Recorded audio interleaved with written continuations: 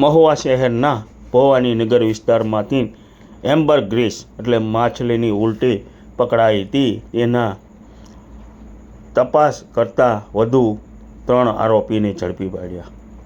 મહુવા શહેરના ચોક્કસ વિસ્તારમાંથી થોડા દિવસ પહેલાં વ્હેલ માછલીની ઉલટી એમ્બરગ્રીસનો જથ્થો ઝડપાયો હતો. તેની તપાસ વન વિભાગ દ્વારા કરવામાં આવી રહી છે. પકડાયેલા 2 આરોપીને નામદાર કોર્ટે 4 દિવસના રિમાન્ડ મંજૂર કર્યા હતા. વધારે પૂછપરછ કરતા આરોપીઓ દ્વારા 3 અન્ય આરોપીઓના નામ ડિક્લેર કર્યા.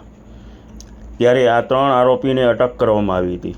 આજ રોજ 5 આરોપીને કોર્ટમાં રજૂ કરવામાં આવ્યા હતા. આરોપીના 1 દિવસના રિમાન્ડ મંજૂર કરવામાં આવ્યો છે. અન્ય 4 આરોપીને જેલ હવાલે કરી દેવામાં આવ્યા છે.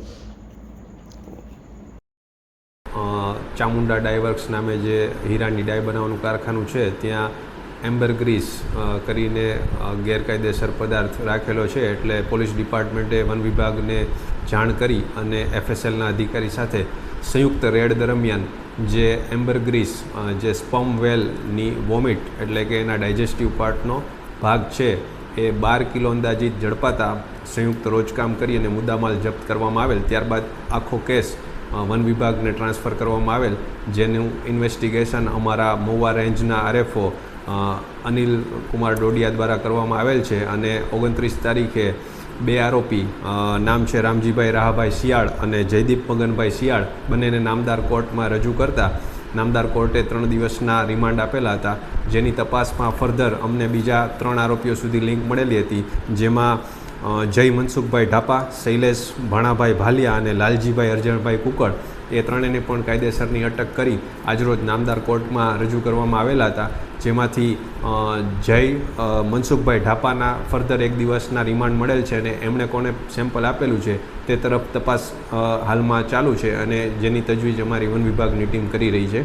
ખાસ તમારા માધ્યમથી જણાવવા માગીશ નાગરિકોને કે જે એમ્બરગ્રીસ તરીકે ઓળખાતો પદાર્થ છે, જે અનક્યોર્ડ વાઇલ્ડલાઇફ ટ્રોફી છે, જે સ્પર્મ વેલ નામની સસ્તન કુળનું જે પ્રાણી છે ડીપસી એનિમલ, એના ઉલટીનો એનો વોમિટનો પાર્ટ છે, જે ડાયજેસ્ટિવ સિસ્ટમમાંથી જે ડાયજેસ્ટ ના થયો એવો, પરંતુ કાળક્રમે જેમ એનું એજિંગ થાય અને એમાં એમ્બ્રિન નામનું જે તત્વ હોય છે જેના કારણે પરફ્યુમરી અને અત્તર બનાવવાના ઉદ્યોગમાં એનો મોટા પ્રમાણમાં ઉપયોગ થતો હોય છે ને જે આંતરરાષ્ટ્રીય માર્કેટમાં અતિ કિંમતી માનવામાં આવે છે. તો જ્યારે પણ કોઈપણ નાગરિકને આવી કોઈપણ વાઇલ્ડલાઇફ આર્ટિકલ ટ્રોફી, અનક્યોર ટ્રોફી કે કોઈ વાઇલ્ડલાઇફ ડેડ બોડી ધ્યાનમાં આવે તો તાત્કાલિક વન્ય પ્રાણી સંરક્ષણ ધારા મુજબ એમને નજીકના પોલીસ સ્ટેશન કે વન વિભાગની ઓફિસનો સંપર્ક કરવો જોઈએ, જેથી SOP મુજબ એની કાર્યવાહી થઈ શકે.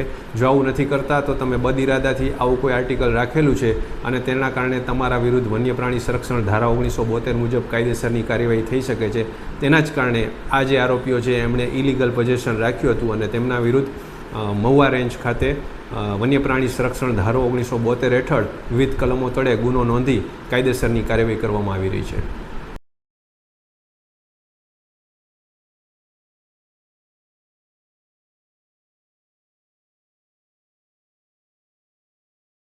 ભગીરથસિંહ જયેન્દ્રસિંહ ઝાલા, મદદનીશ વન સંરક્ષક, શેત્રુંજી વન્યજીવ વિભાગ, પાલીતાણા.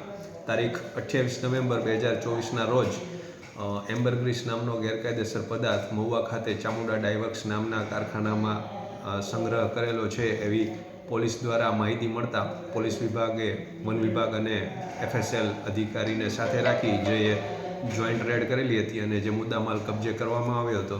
તેના પછી આખી તપાસ વન વિભાગને હસ્તગત કરવામાં આવી ત્યારે અંદાજિત 12 કિલો એમ્બરગ્રીસ સાથે જે 2 આરોપી પકડાયા હતા, રામજીભાઈ રાહાભાઈ શિયાળ અને જયદીપભાઈ મગનભાઈ શિયાળ, બંનેને પૂછપરછ કરી અને કાયદેસરની કાર્યવાહી કરી અને વન્ય પ્રાણી સંરક્ષણ ધારો 1972 હેઠળ વિવિધ કલમો તળે ગુનો નોંધી નામદાર કોર્ટમાં 29 તારીખે રજૂ કરતા નામદાર કોર્ટે બંને આરોપીઓના 3 દિવસના રિમાન્ડ મંજૂર કરેલા હતા.